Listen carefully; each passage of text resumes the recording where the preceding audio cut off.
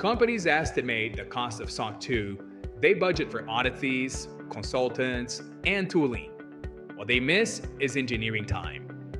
Most teams spend up to 250 engineering hours on SOC 2 implementation alone. Mid-sized organizations can spend up to 500 hours during their first audit cycle. And this effort doesn't show up in any Jira epic. It shows up as lost sprint velocity. SOC 2 work rarely looks like a compliance project.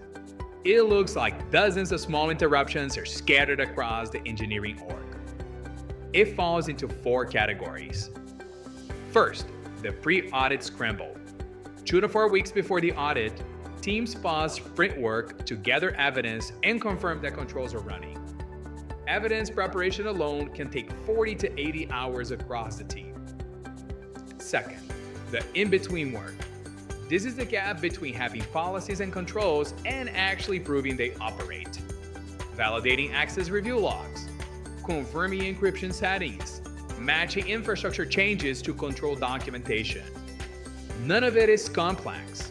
All of it takes time. Third, the ongoing compliance tasks. Quarterly access reviews, vulnerability remediation, fixing monitoring drift. These tasks repeat throughout the year, whether an audit is happening or not. Fourth, and this is the one nobody budgets for, context switching. A compliance request takes 30 minutes, but research shows it can take over 20 minutes to regain focus after an interruption. And frequent task switching can reduce productivity by 20 to 80%. Across an entire team, a 1-hour compliance task can easily cost 2 or 3 hours of real engineering effort.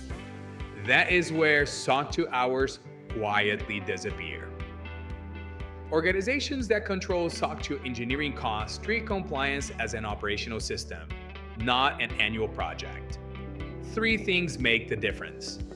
First, clear control ownership. Every control has a defined owner. Engineering handles systems configuration and logging. GRC handles framework mapping and evidence validation. IT handles access provisioning.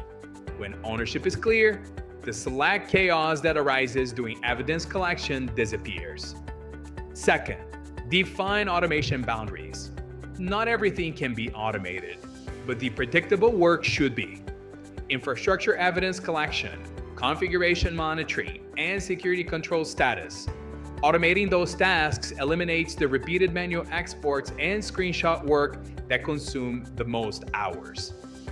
Zima Software, a Scrud customer, experienced this directly. Without a dedicated compliance function, most of the SOC 2 work initially fell to engineering. By automating configuration checks, risk alerts, and evidence collection, they move compliance into the engineering workflow instead of treating it as a separate project. Third, continuous monitoring instead of audit time checks. Well-run programs verify controls throughout the year. That prevents the 2 to 4 week pre-audit scramble that disrupts engineering teams the most. The goal is not zero compliance work. It is predictable compliance work that takes hours per month, not hundreds of hours per year. If your engineering team is losing sprint time to evidence collection, audit prep, and compliance interruptions, the problem is the SOC 2. It's how SOC 2 runs. Scrud connects directly to your cloud infrastructure, identity providers, and dev tools to collect evidence continuously and keep controls monitored in the background. Visit scrud.io to learn more. Link in the description.